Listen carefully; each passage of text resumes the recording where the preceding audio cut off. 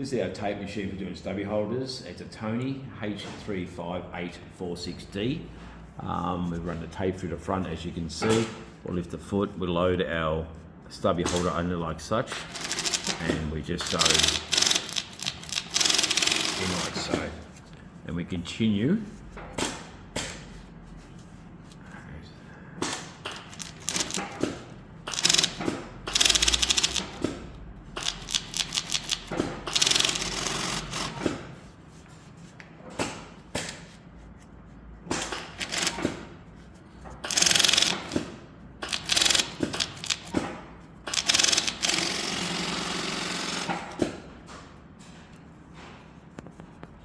And then of course we take over the bar taking machine and we actually bar take each side.